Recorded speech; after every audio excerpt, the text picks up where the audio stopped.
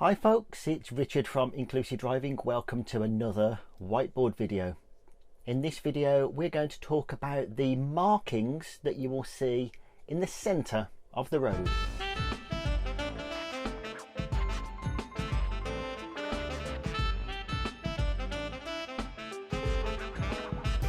So as always, let's draw a diagram. So here's a road running bottom to top. Remember, these videos are not planned, they're not rehearsed, we make them up as we go along. This is not to scale. So here's just a simple road with a centre line on it. You'll notice that we have quite short lines with long gaps in between them. This tells us we are on a low risk piece of road, relatively safe. We're not likely to encounter any hazards such as side roads, bends, pedestrian crossings, anything unusual like that. If something is coming up soon which is likely to require more caution, that could be some of those things we've just mentioned, side roads, pedestrian crossings, humpback bridges that you can't see over, then the lines get extended. By extending the lines, we naturally get shorter gaps between them. This is commonly known as a hazard line. So this tells you pay more attention, possibly think about reducing your speed, check what's going on behind you so that you can plan what to do if you do need to slow down. If we're coming up to something which is considered so hazardous we are not allowed to cross onto the wrong side of the road, and this line gets extended even more to the point where the gaps are no longer there, and we've now got a solid line in the middle of the road. Now you won't actually ever see this particular road marking, because when it goes a solid line we have two lines, one for each side of the road. So let's draw in a second solid white line. There we go. So at this portion of the road, the white line closest to you is the one that you have to obey. So this solid line, we cannot cross to the wrong side of the road. There are a few exceptions, which we'll mention in a moment. If you're coming this way, you also have a solid white line closest to you. So you cannot at this point cross to the wrong side of the road. However, you might find something like this. So in one direction we have a solid line, no crossing. In this direction it starts off as no crossing, but then we come to a point where our side of the road is now no longer a solid line, it's now a hazard line. So in this case we can, with caution, cross to the wrong side of the road. Where do we maybe find this sort of scenario? I'm going to draw this road again, but with some bends in it.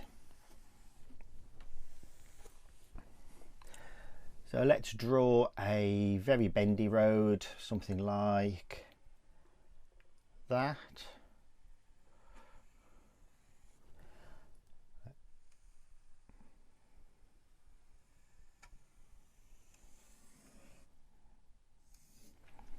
So let's pretend we're driving from this direction.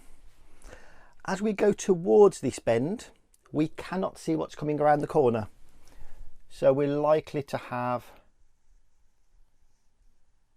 a solid line.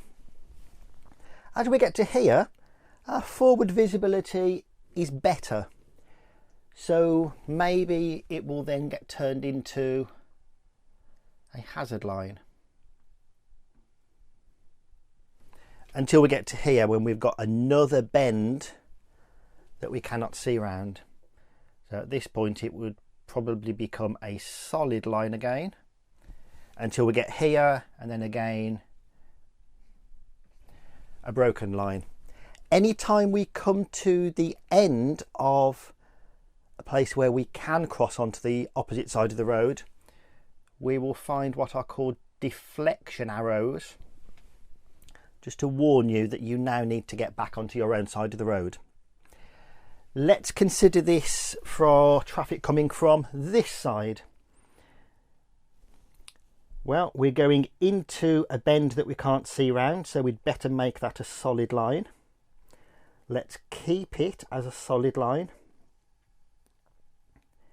At this point, we can now see quite well ahead. So again, this would maybe then become a hazard line.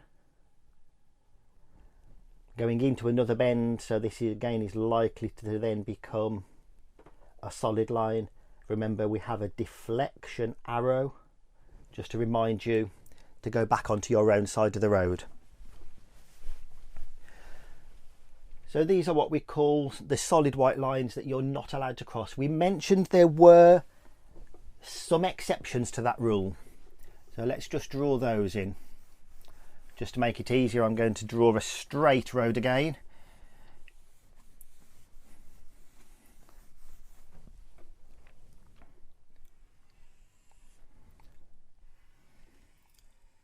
So there is our road.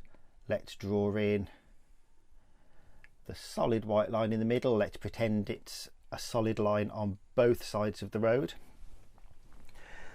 There are some times we can cross this white line. One example is if there is a parked car there.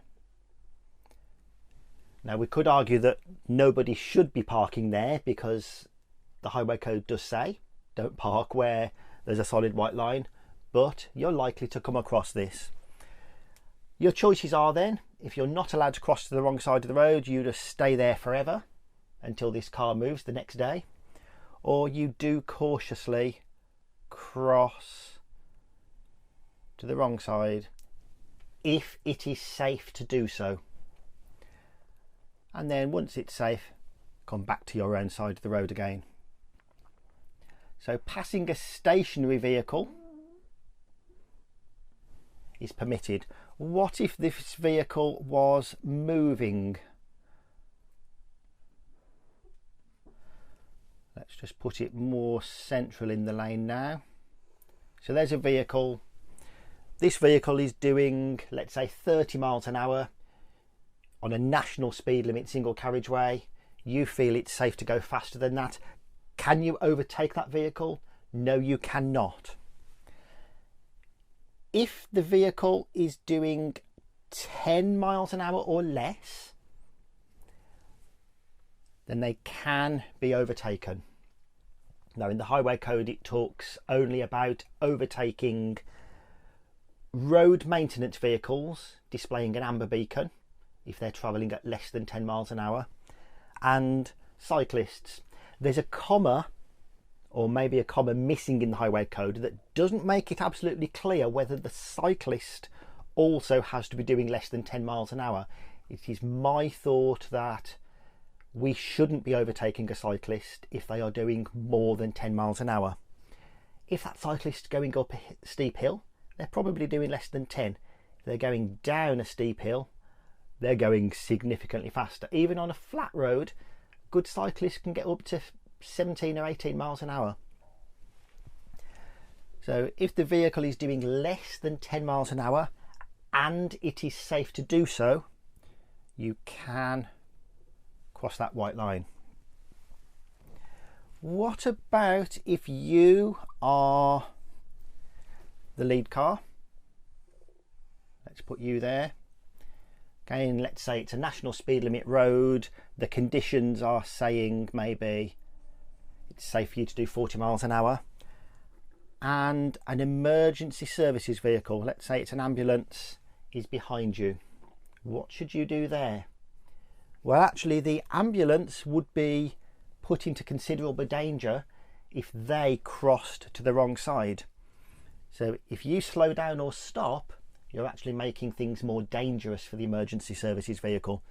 So the recommendation is you continue at a safe speed that you're comfortable with until you get to a point where the line is no longer solid. You pull over the ambulance can then make that decision to overtake you. There's another fairly obvious time when you can cross that white line in the centre, and that is if you are turning right into a side road. That is also permitted. So here's another example of some road markings in the centre of the road that you might come across. We've got what's called a hatched area leading up to a protected right turn. So if you are turning right, the path you would generally take would be along here, and then you would move into there and take up a waiting position if necessary, so that you can then turn right into that road. I've drawn this car a little bit too far forwards. Remember, this is not to scale, it's unrehearsed, it's off the top of my head. What would happen though if there was more than one car wanting to turn right and this direction was very busy? Well, the next car would end up waiting there, the next car would end up waiting there, and so on. We're now creating a bit of a traffic jam, perhaps unnecessarily. Because this hatched area is surrounded by a broken line, so we have lines with gaps here, that means we can drive in it if it is safe to do so and if it's necessary. I would argue that it is necessary to drive in there on this occasion, because otherwise we would be blocking the road for traffic who wanted to go straight on. So that's a time when you are permitted to drive on the hatch markings, and it's a very good idea to do so if it's going to improve traffic flow. What about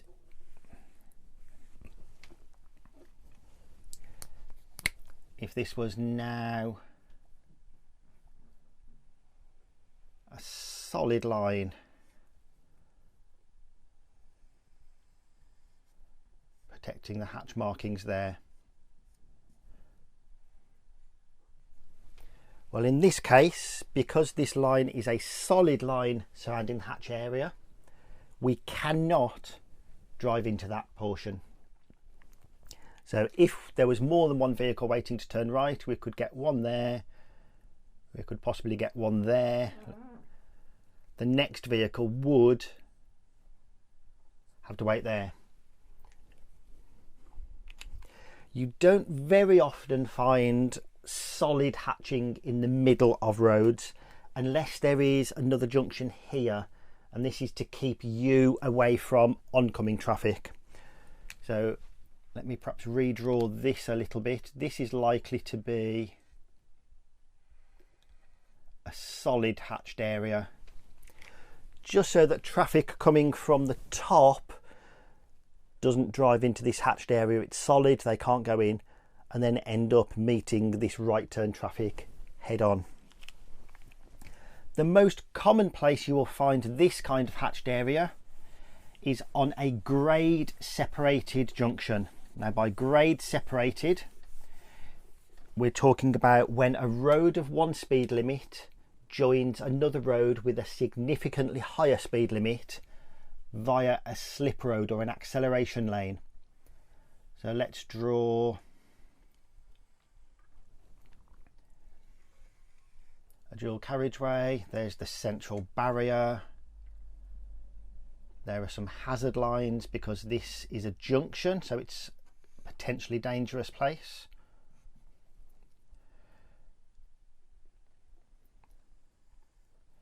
You often find that there are hatch markings here.